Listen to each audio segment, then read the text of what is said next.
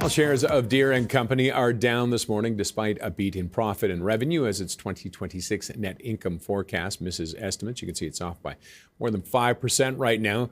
Its CEO is predicting 2026 will be the bottom of the large agricultural cycle. Here to talk more about that is Stephen Volkmann, equities analyst at Jeffries. Stephen, thank you very much for joining us.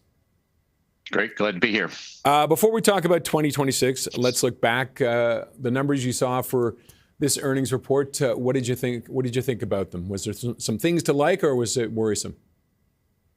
Yeah, I mean, it was fairly weak, to be honest. This is one of those situations where the sort of operating numbers were probably a bit of a disappointment, but they made it up with below the line items, which the market doesn't love. So I think that's part of what we're seeing today in terms of the stock reaction. They're sort of mired in a deep downturn in the agricultural markets that doesn't seem to be letting up. It's actually getting pushed into 2026 now, and that's really the full story here. And then I guess I would layer on a little bit of tariff pain as well. They're absorbing, a fair amount of cost on that front. Okay, let's talk about their 2026 forecast. $4 billion reported. The estimates were 5.31. That's a pretty big difference between the two. Yeah, absolutely. I mean, I think there was some cautious optimism that maybe 25 was the trough of the cycle. And I think you put it right. It's now sort of being pushed off into 2026. And so, that's mostly in the large agricultural end market. They actually have a little bit of growth forecasted for construction equipment and for small agriculture. So it's the large ag that continues to sort of be in that bottoming process, I guess. And the CEO has said that he thinks 2026 will be the bottom. Does he have that reason for, I guess, optimism, if you want to call it that? What is dragging them down?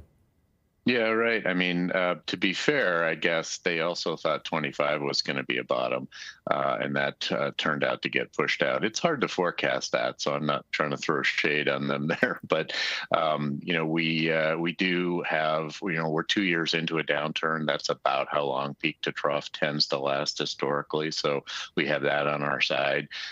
You've probably seen that crop prices, especially soy, have rallied a little bit with some cautious optimism around a settlement with China. So that would be good news if it happened. And the company did stress on the conference call something we talk about quite a bit, which is that biofuels usage continues to improve. And that helps on the demand side for corn and soy. And so, hopefully that helps to normalize those markets as well. So I think there's reason to be cautiously optimistic, but, these things sort of have to come through. And that big dispute with China, will we see any lag with that if it's settled, if it does end up being settled fairly quickly? Not necessarily. Actually, China has already bought some U.S. soy, and they didn't do any of that until just a few weeks ago. So, that's a big change. And so I think if they do have a reasonably quick settlement there, we could see, trade resume fairly quickly. And with the tariffs, what kind of an impact are they having? You mentioned it off the top there.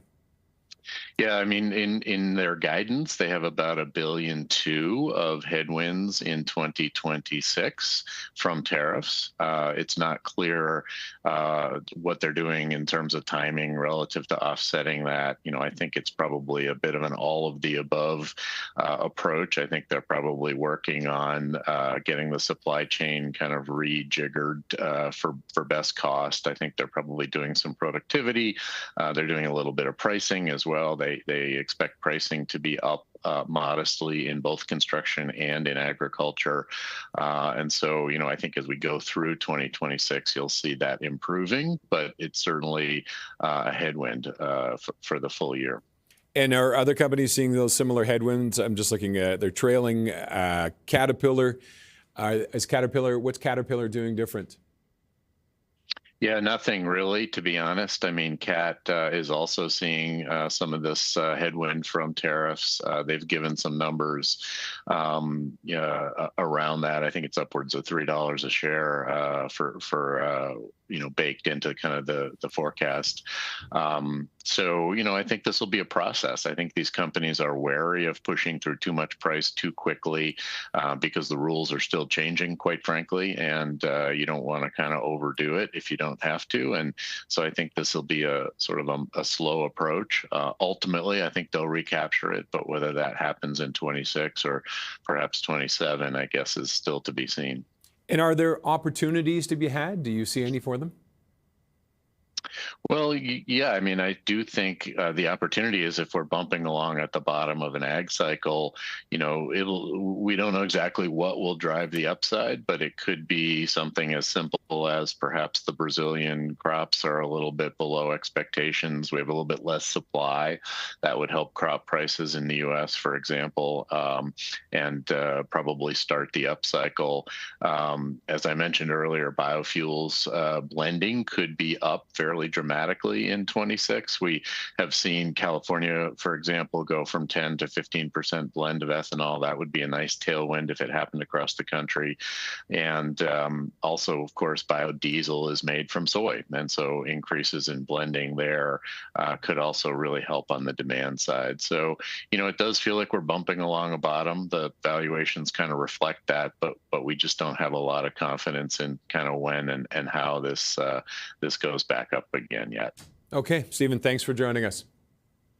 Great. Happy to be here. Cheers. Stephen Volkmann is equities analyst at Jeffries.